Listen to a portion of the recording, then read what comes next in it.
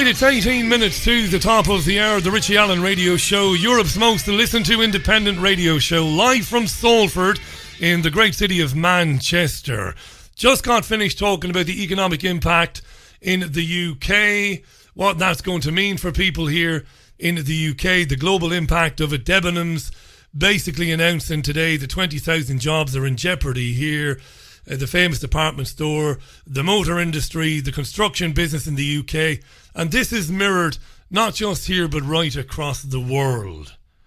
And as I mentioned to my guest when I emailed him this morning, there isn't any other opinion being expressed about this. According to the commentariat here in the UK, according to the media in the UK, this is good. Yes, it's going to have a terrible effect on the economy, but it's the right thing to do because it will save lives. Now, my guest has recently said of Anthony Fauci, who's running the public health response in the United States to the coronavirus, he is basically advising Donald Trump. My guest said the current trajectory of Anthony Fauci's public health policy will result in the short and long-term destruction of our citizens' immune health as well as our nation's economic health, perhaps a conscious and intended goal. Let's welcome our guest. He is an author, a broadcaster, politician. He invented the email. He's got multiple degrees and PhDs, including a PhD in biological engineering from the Massachusetts Institute of Technology. I'm delighted to welcome to the program Dr. Shiva Ayyadurai. Dr. Shiva, welcome to our program. How are you? I'm doing great, Richie. Very nice to be here, and my best to everyone in England. Thanks for coming on, because I didn't give you very much notice when I sent the email this morning, but my audience has been bombarding me for about 2 to 3 days, saying you've got to speak to Dr. Shiva, because as I mentioned to you, Shiva, I've been lamenting the fact that the UK media is ignoring voices like yours.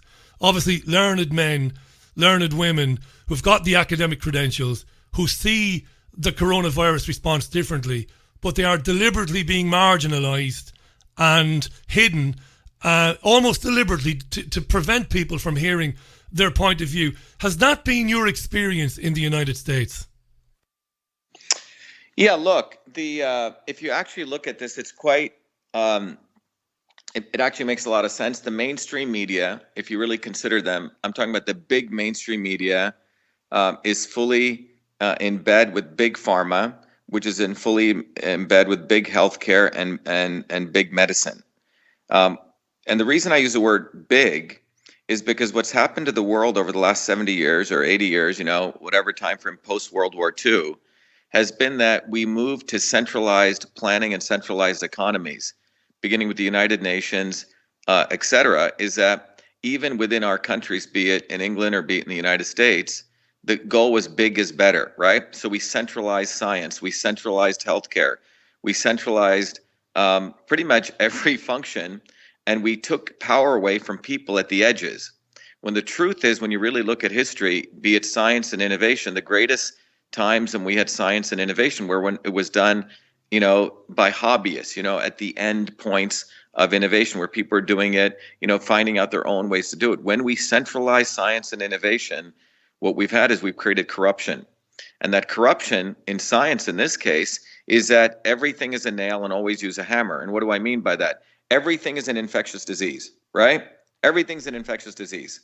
So if you look at the history of infectious diseases, they thought scurvy was an infectious disease for 100 years. Then they said, oh, it's vitamin C deficiency.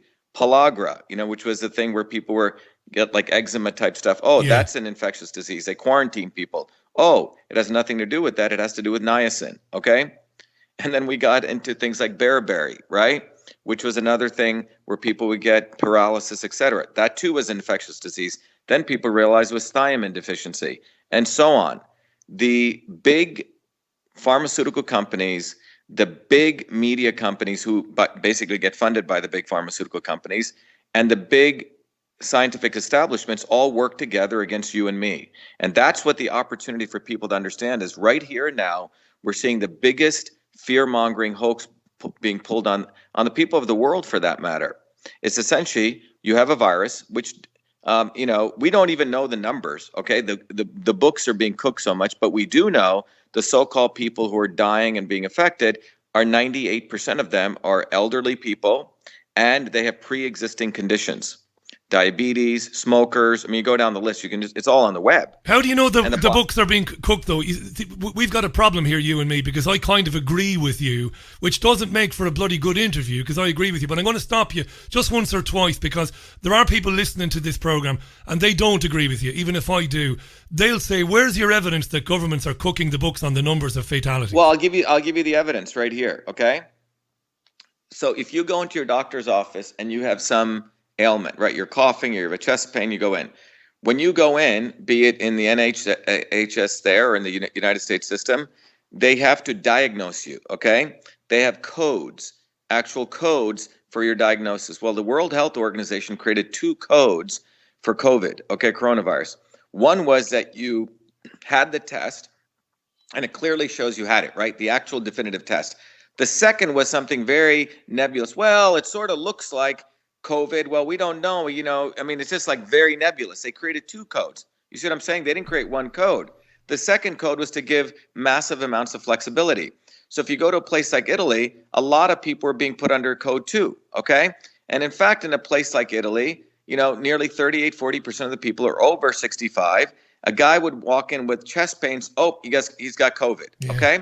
So and by the way, who created those codes? The World Health Organization. In the United States, after you get a diagnosis code, then you get what's called a procedural code, like what should we do to this person? Like we should intubate him or we should put him in the ICU. That's a different code. That's owned by the American Medical Association. So even in the U.S., a number of good friends of mine who are pediatricians or doctors in major hospitals, they're saying they got an email from the CDC telling their hospital administrators, encouraging them to confuse both codes. So after someone dies, they may have gotten 2 days before a test done. Okay, the test sometimes takes 14 days. They're dead, the funeral's been conducted. They haven't gotten the results back. They put them as COVID-19. Let me give you another example. I know this personally, a friend of mine, her husband just got put in the hospital. Well, he's been a smoker for 30 years.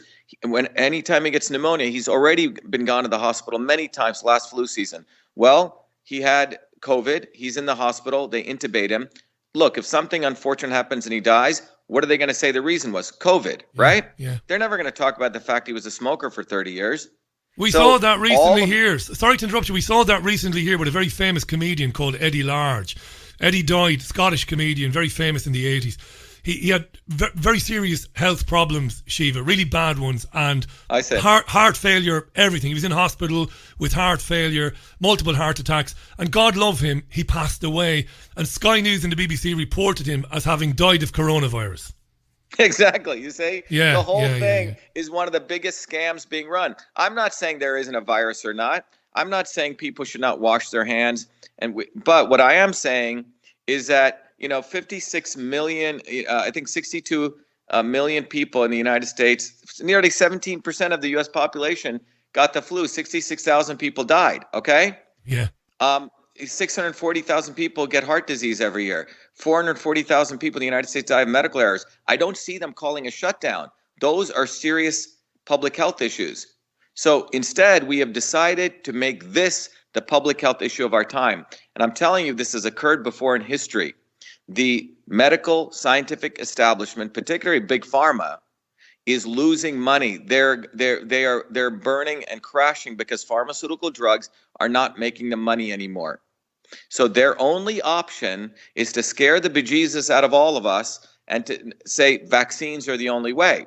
What this means is England and the United States, well, next year around this time, I wouldn't foresee. This is not something that would be a rare occurrence. Them saying, "Hey, Richie, you need to get your where's your vaccine card? Yeah, we can't let you drive. You can't go in the metro. Where's your vaccine card? You can't go to the gym." And this will basically make the 7.2 billion people on this planet a captive audience, basically a free market, and not a captive market to all be top-down vaccinated, top-down state-controlled medicine. That's what China is. And out of this entire economic crash, India's economy was growing at 7 to 8%. Now they're at 2. US was growing at 2. Now it's at -3. China is going to basically be the winner out of this. This fear mongering is what it's all about. And the scientific establishment, 2 or 3 people are controlling the lives of billions. And Anthony Fauci is Emperor Fauci. He literally, and I mean that without any jest, because for 40 years, this ain't his first rodeo. In the 80s and 90s, he created the HIV creates AIDS. He conflated HIV to AIDS. AIDS is your immune system gets suppressed. That can occur through many ways. HIV, 70% of Zambia has HIV. Not everyone's dying. There's all these bugs all around all the time. They've created a fear mongering of every bug. He might say, now, hang on a second, Shiva, and we've got as much time as you have, by the way. I'm so glad you're here. Hang on a second. He might say, if he was here, Fauci, he might say, well, they've got HIV in Zambia, they've got it in other parts of Africa. They're not dying because of antiretroviral drugs. That's why, he would say. That's not true. They're not taking any drugs. If they were, they'd probably be dead. Okay?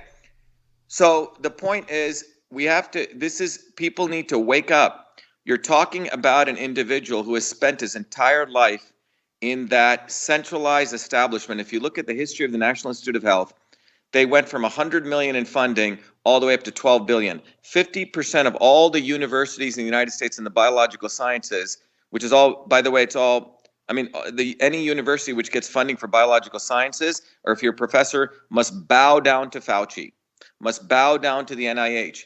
And remember, most of the professors, I don't know if it's in England, but in the United States, are all egomaniacs. They have to bust their butt to even get their tenured position. So they are all basically in golden handcuffs. They will not say anything, even though they know everything. The fundamentals of the immune system don't match up. The foundation of your immune system, it's actually quite strong. I mean, we wouldn't have come out of microbes and viruses to be where we are. The reality is, when you have a compromised, weakened, dysfunctional immune system, which is what happens as you get older, which is what happens if you eat sugar all day, and you can go down the list. Those people, their bodies overreact to a pathogen. It's not the pathogen, it's the overreaction, which goes and destroys your own tissues. It's your body attacking you. Now, that occurs when you have a screwed up, dysfunctional immune system. And that occurs from dirty air, dirty water, dirty food. That occurs from eating garbage all day long. That could occur a little bit from genetic proclivities, but that's rare. But big agriculture, big pharma has brought that up to us. And here is their biggest opportunity to continue their economic model. And they'll even crash the world economies if they have to. Let me just recap, because this is incredible stuff. Dr. Shiva Ayyadurai is live on the line. I know you know who he is, the inventor of the email, author, broadcaster, politician, multiple degrees, but very interestingly, from our point of view, the PhD in biological engineering. Hugely important. This is a type of voice. You might not agree with him. You may agree with him, you might not. His voice is being marginalised here in the UK. People like Shiva exist in this country. Men and women that have gone to the Ivy League institutions that he's gone to, and they agree with him, but they are being marginalised. Let me just do a quick recap. You believe that there is a virus, it is nasty, and it is affecting people with compromised immune systems, like older people. Is that a dog in the background? Hold on 1 second. There's a dog in the background screaming. Sounds like a husky. It's an Alaskan husky, I reckon. That's my money's on an Alaskan husky. Alan, just take them out with their normal stuff, okay? Yep. I'm sorry, go ahead. That sounded like an Alaskan husky to me. No, we have a bunch of dogs. Go ahead. A bunch of dogs. No, I was just going to do a very quick summing up. So you believe there is a virus. It is maybe pretty virile. It is hurting some older people. It is hurting some people with pre-existing conditions. But what you've been saying is... No. So let me tell you what's actually going on, okay? Right. There are 380 trillion viruses in your body right now, okay? Yeah, I've read that. Viruses will always be here. Microbes will always be here, okay? This is, as long as there's human beings and we exist and the earth exists, these things will exist, and they're in our bodies, number one. Is that clear? Yep. We already have a lot of viruses around us, right? Yep. But we don't see, people dying all the time. The reality is this, that it is not the virus that harms or kills you. Most medical doctors don't even learn this. They think I'm telling you, most medical doctors think the virus is some Godzilla and it comes into your body and starts eating you up, and a vaccine blocks it. That's not what happens. What happens is we are surrounded by viruses. We're surrounded by bacteria. We live in a jungle, okay? Yeah. It's like a fish in an aquarium is surrounded by water. Well, the water is viruses and bacteria. Yeah, but It's you did all say, around us. sorry to interrupt you, Shiva, but you did say that you think, because I agree with you, that there is a virus of sorts. It's going around, and some people are getting it. Definitely.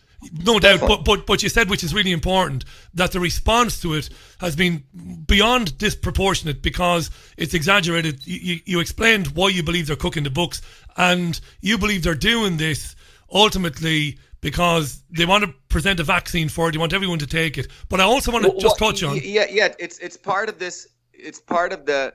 If you look globally, what's going on? More and more people are starting to understand how supplements work. People are doing yoga. People are starting to figure out how to take care of their health on their own time, on their own schedule. You see what I'm saying? Yeah. Most people do not want to take pharmaceutical drugs, okay? In the United States, the average 82-year-old is on 12 different pharmaceutical drugs. It is a moneymaker for them. Well, those pharmaceutical drugs are causing side effects. You and I can sue them if they fail in the U.S. So this is creating a liability issue for them. Vaccines have no equivalent safety standards, and you can't sue the vaccine manufacturers if the drug hurts your kids. That's right. So it's big pharma's opportunity to impose its will, and you have to understand, big pharma has an amazing history of doing the most amazing ad campaigns. They're masters of advertising. They always create the big problem, and then they're going to give the big solution, right? But if you look at the reality is that everyone needs to understand is your immune system is quite strong, and it is up to you to decide what inputs you give it to strengthen the immune system. If you support your immune system will take care of you. Well, one of the best ways is vitamin D. In the winter times, particularly where you are and where we are here, the vitamin D levels go down. And why is vitamin D important? Because vitamin D is an antimicrobial, and not one person, be it in England or here, discusses this until I really started pumping this out there. Just scientifically, vitamin D from the sun, or if you take vitamin D3 cholecalciferol, actually enables your body to create another chemical called catalycedins. These catalycedins are like bullets. They literally pierce and disrupt the membrane of viruses, bacteria, fungi, and parasites. Okay? So vitamin D, which is sun. This is why many cultures, support, paid homage to the sun. So it starts with vitamin D. Next is vitamin A, which protects the walls of your body. This is very similar to going back to things like other things where the infectious disease was always put in front of people's mind, always to scare them. I'm not saying there's not viruses or this bacteria, but I'm saying is we're like a fish in a pool. We're surrounded by viruses and bacteria, surrounded by them. Somebody with your intelligence, do you not lie awake at night? Because what you're suggesting is it's patently, demonstrably evil, isn't it?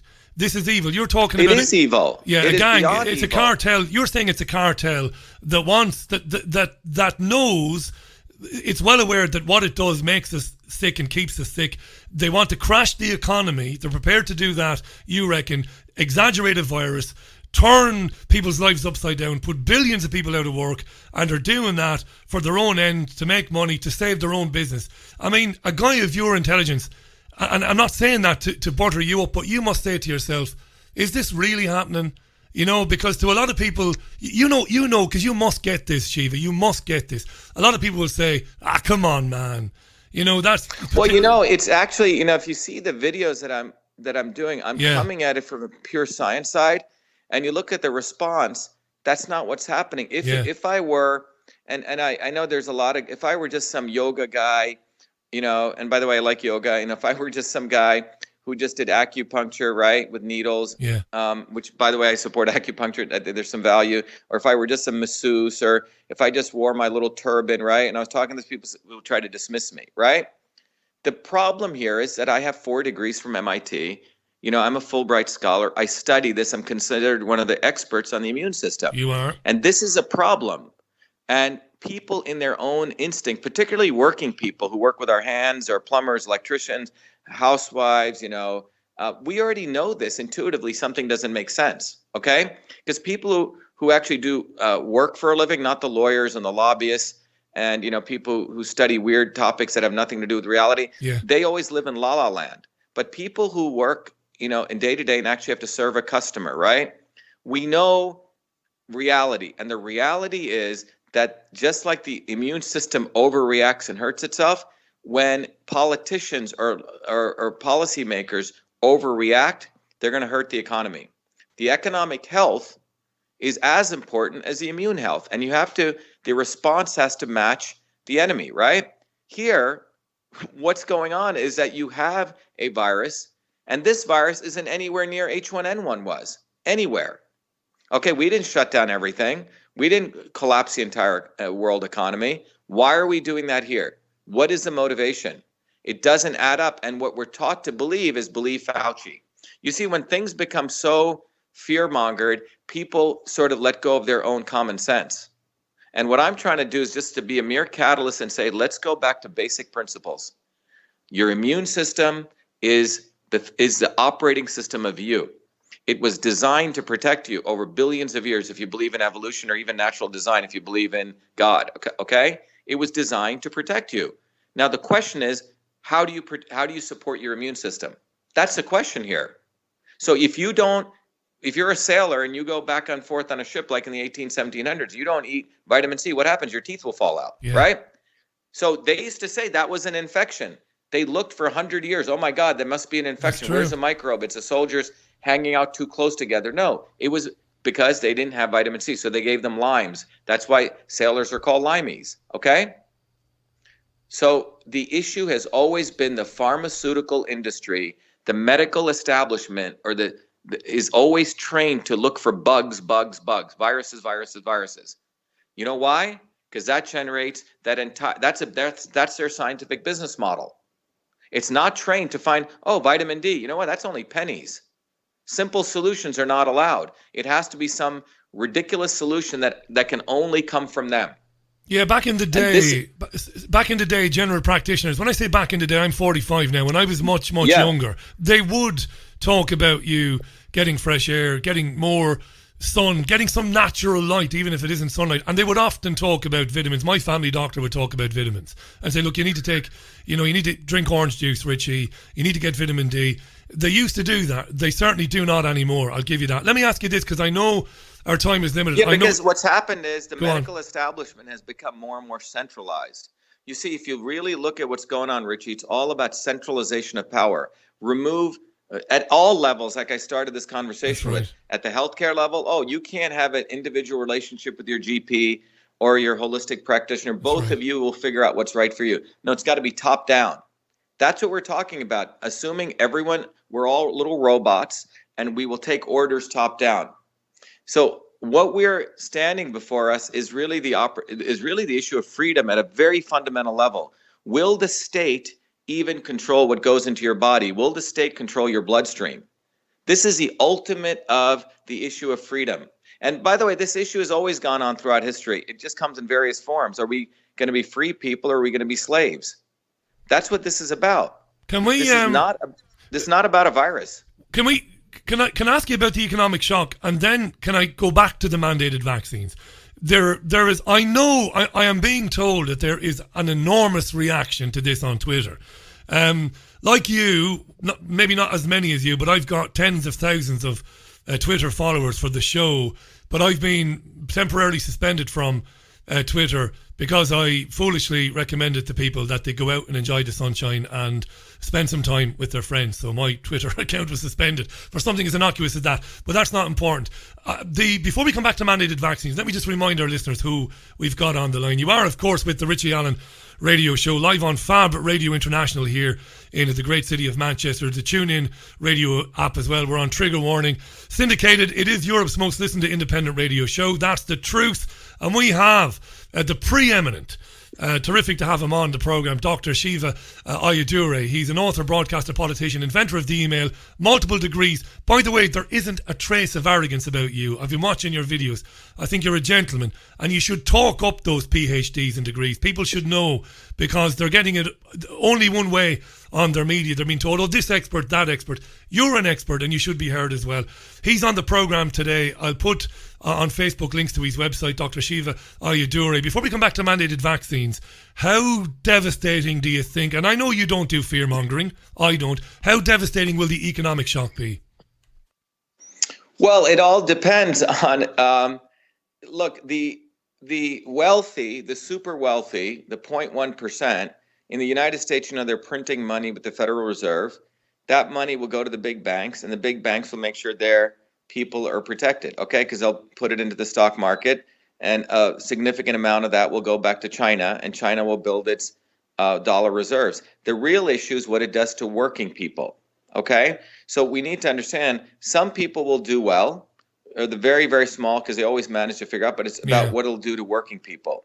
Working people, these kinds of printing of money essentially diminishes the value of money. And that's what it'll do to people. I think in the United States just last month, 10 million people applied for unemployment. That's huge. So what it's doing is it's the small business folks. The big guys always seem to take care of themselves, if you notice, whatever the disaster is, right? Yeah, absolutely. I'm talking about the small guys. We have a restaurant down here, a woman and her husband run a restaurant. Well, they haven't opened their restaurant in, 30, 40 days? They can only do takeout. So what you're seeing is it's the small folks who always hurt. It's not the big guys because they always take care of themselves. So it's going to be devastating to those people because those people rely on customers, right? They rely on business orders day to day. So it's really unfortunate, but you have to understand, I don't know what the situation in England is, but in the United States, large members of the Chinese Communist Party, the wealthy people in China, and large funds there have funded a lot of the mortgages, the lenders here in the United States, like Wells Fargo in the US. So, and they undercut everyone else when they give loans for homes. So a lot of these loans are owned by very, very wealthy Chinese funds. So think about it. People go out of business. What do they have to do? They're going to sell their homes, right? Well, what's the next thing? They're going to be renting homes. Well, who do you think they're renting homes from? From other people who foreclosed, who owe money to Wells Fargo. So you basically have an indentured society that's going to be created. So I keep saying, without any hyperbole, the United States, I don't know about England, is going to essentially headed to be a colony of China. Massive interest in this. I'm getting questions now on Facebook. I'm getting questions on email. I'm not going to get through them all.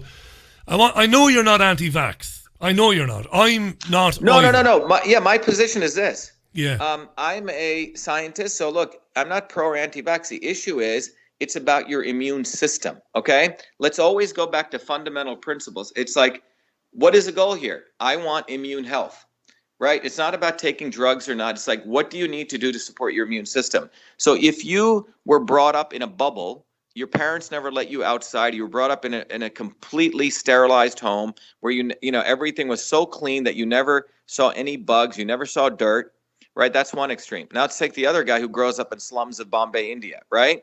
He's around all sorts of microbes all the time. Those two extremes are both, in my view, not supportive, because a guy who grows up in the extreme of too clean, if he tries to go out, his body's immune system is going to overreact. In that case, you may need to use artificial, quote unquote, immunization methods, right? And titrate him to some vaccines. You see what I'm saying? Yeah. Because you have to slowly introduce him to microbes. If you want to call it a vaccine, great. The other guy's been stressed out all the time. His body's always fighting something, right? You may need to pull him out of that, go for sanitation, right? Because he's probably got all sorts of antibodies, right? He's probably a super person, but his body is probably compromised in a different way. So the issue is there's something in between there. It's not like a perfect one size fits all. What the state wants to do is everyone should get these 30 vaccines. Everyone should get these kind of dosages. My view is you can't centralize medicine. The body is too complicated. Your body and what you need, if you're an Olympic athlete, you need a very different caloric intake and vitamins and nutrients and minerals than a guy who's a couch potato, right? Yeah. So if you recognize this basic principle, you realize that medicine and health has to be decentralized back to the individual and back to their healthcare provider. Now, the issue is someone wants to be automatons and they want to be told what to do. They want to get everything the same. Let them do that, but don't take away my right? If you want to eat donuts and if you want to eat genetically engineered foods and you love pesticides in your food, great, go for it. I'm not here to stop you. More food for me if you die early. Yeah. Fair enough. Let me ask you this, Shiva. You spoke earlier on about laws that prevent, or I should say, that protect the pharmaceutical industry from litigation, so they can't be sued over the vaccine. That was very important. So let me ask you this. This is really important. Because they're protected in that way against litigation, have they taken in recent years a cavalier attitude to safety around vaccines? And I'll ask you that question for the reason that there are women emailing me now from the Republic of Ireland, my country, as you guessed by your gratuitous use of the term bejesus, by the way, Shiva, which I did notice earlier on. And they're saying to me, Richie, we are convinced that thousands of girls in this country were harmed by the drug Gardasil, which is supposed to prevent against the human papillomavirus. We're not anti-vax either. We agree with Dr. Shiva, but we believe that this vaccine has harmed people and there is a big cover-up. And they believe it's because they are protected against litigation. What do you think? Yeah, definitely. If you look at the ultimate issue is if people want to do science and they want to play fair, and I have to take this call right after this, but I think the bottom line is this. What you will see is that the entire vaccine manufacturing industry does not have to follow the same regulations as drug pharmaceutical industry, synthetic compounds. They're not even regulatory wise under that same stressors, that they have to follow. In addition, in the United States in 1986, there was a law passed which basically said that you cannot sue vaccine manufacturers because so many injuries were taking place. So they created, it's quite extraordinary, a vaccine court. They took people out. Basically, they shredded the Constitution in some sense. They carved out a piece of the judicial branch and put it under Health and Human Service. So if you had a child who died of vaccines, there was only a $250,000 liability. So think about you, and you can't sue them. So if you're a vaccine manufacturer, you say, wow, should I make a drug? Oops, I can get sued, and I can, people can come after me, and I can lose a lot of money. Oh, vaccines, no lawsuit. Low risk, high profit, high profit meaning you can sell it to a lot of people, right? A drug, you can only sell it to a finite set of people, the people of heart disease for Lipitor, right? Or something like that. Yeah. But imagine all 7.2 billion people all having to take 20, 30 vaccines.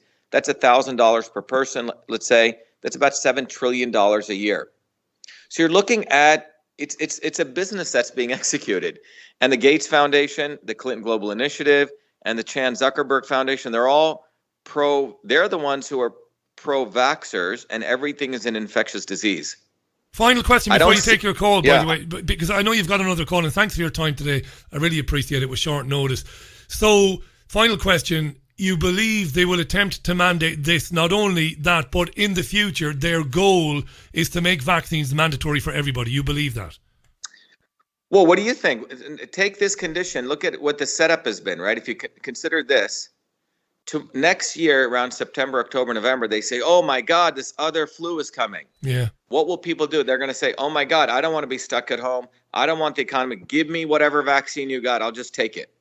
Right? Yeah, I suppose. Listen, thanks for coming on. That's where it's going. That's where people need to. That's where this is going. And Fauci, that's why the Fire Fauci little petition we put up. I think nearly 20,000 people have signed it. Huge, By the way, he had some of his supporters somewhere put up something on People magazine that he should be the sexiest man alive. And I think after 10 days, it's only got about 8,000 signatures. Only about 8,000, is that right? Let me have one sneaky final question. Sneaky one. Are you dismayed at how people all over the world, ordinary men and women, ordinary men like me, I'm an ordinary kid from Waterford in Ireland, I'm not the brightest guy that ever lived, but at least I see through this. Are you dismayed at how willingly people have been allowed themselves to be locked down and allowed their cities to be turned into a police state? Go ahead.